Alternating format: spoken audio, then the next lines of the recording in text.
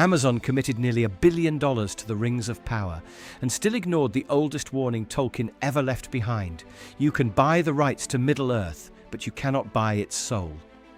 Peter Jackson built a masterpiece with a fraction of that money. Amazon had almost unimaginable resources, but handed Middle-earth to two men who had never run a major television show before. The result understood the size of Middle-earth, but not the feeling of it. Peter Jackson didn't make The Lord of the Rings to build a franchise. He made it to tell a story, and Tolkien spent roughly 17 years writing, revising, and bringing that story into the world.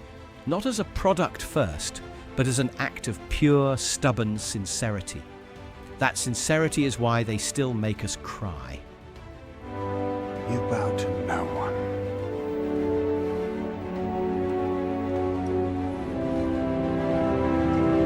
Amazon spent $250 million on the rights alone.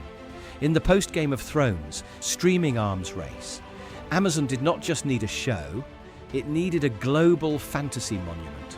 But Game of Thrones and Tolkien speak completely different emotional languages. One is powered by suspicion, the other is sustained by hope, loyalty, and the quiet courage of the ordinary. Amazon handed the most scrutinized fictional universe in fantasy to two men who built a second-age epic from fragments, appendices, and inference. They took the thinnest part of the rights package, put Tolkien's name on the title, and tried to stretch fragments of lore into $1 billion epic. The crazy part: buried inside this unstable mess is one storyline that almost understands Tolkien perfectly. But we'll get to that, because first we have to talk about the show's original structural mistake: the timeline. Tolkien's Second Age spans 3,500 years. But to make it work as a multi-season streaming drama, they compressed millennia into a few fleeting years. Sauron's centuries-long, terrifying manipulation of the elven smiths, a deception that unfolds across generations in Tolkien's timeline, becomes a rushed con job squeezed into the end of a season. The crushing weight of Middle-earth's history suddenly felt weightless. They built $1 billion palace on narrative quicksand, so we have a shaky foundation and a compressed timeline. But here is where the damage really starts to compound. Season 1 splits its 8 hours across 5 largely separate storylines: Eregion, Numenor, Khazad-dûm, the Southlands, and the Harfoots. 5 plots, 8 episodes. Even if the time were divided evenly, that gives each storyline barely enough room to breathe. They couldn't, and they didn't. But the biggest offender is the Harfoot storyline. Amazon paid $250 million to build a second-age story from Tolkien's appendices, and a massive chunk of our runtime goes to Hobbit-adjacent nomads who have almost no direct bearing on the central plot. Then there is Isildur.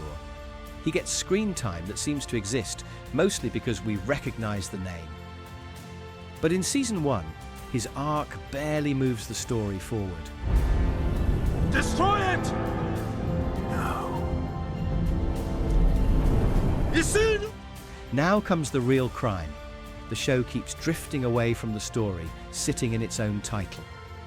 Every minute in the Harfoot fields is a minute stolen from the forging of the rings, Eregion, from Sauron's deception, from the mythic tragedy we came to see. And once the structure starts collapsing, the characters collapse with it. And if there is one character that crystallizes everything wrong with the writing on this show, it is Galadriel. Possibly believe their old scrap will float. It's not going to float. It's going. By the time we meet Galadriel in The Lord of the Rings, she is not just powerful, she is ancient, composed, and terrifyingly wise. All shall love me and despair! The kind of presence that can shake a room without raising her voice. But the Rings of Power keeps reaching for the same shortcut: make her angry, make her armed, make her threaten someone and call that strength.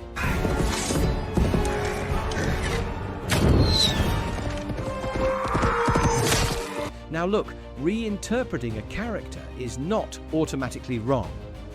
prequels exist to show us who the characters were before they became who we know. A younger, rougher Galadriel is not a bad idea on paper. But there is a difference between a character growing toward wisdom and a character the script rarely allows to demonstrate any, and the writing makes it worse. Because if a story wants us to believe in growth, flaws need consequences. That is how change becomes visible. That is how growth happens. That is how audiences stay invested. When you tell them that Sauron lives because of you! And you will die because of me! In Season 1, Galadriel's reckless choices help bring Halbrand, Sauron in disguise, into the exact circles of power he needs to manipulate. That should devastate her and reshape Season 2. Instead, the consequences feel weightless. The story acknowledges the mistake, then moves on. And this is where the budget starts to become almost absurd, because these are not small problems hidden in cheap production. They are basic storytelling failures sitting inside one of the most expensive shows ever made. $1 billion commitment, one of the most expensive television projects ever attempted. So let me ask you something, where is it? We are promised Numenor, this vast island civilization, but too often we get corridors, council rooms and courtyards. Then we are told the orc armies outnumber the elves 10-1, but the camera shows us 30 extras in a field. The show tells us it is enormous.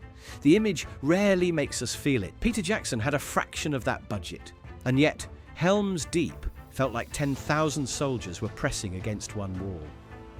Pelennor Fields felt like the end of the world arriving on horseback. The difference was not money.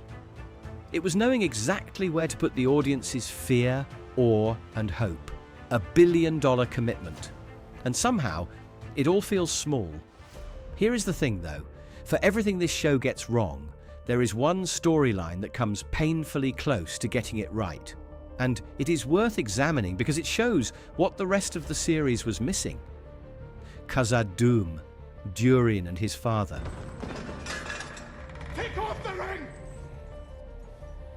Prince Durin watches one of the rings of power corrupt his father, turning a proud king into something hollow and obsessive. He has to decide what loyalty means when the person you love is disappearing in front of you. That is Tolkien, not just kingdoms and prophecies, but the intimate human ache beneath the mythology. And notice something else. Khazad-dûm is one of the few places where the budget actually feels alive. The halls feel vast. The stakes feel personal. The performances feel lived in.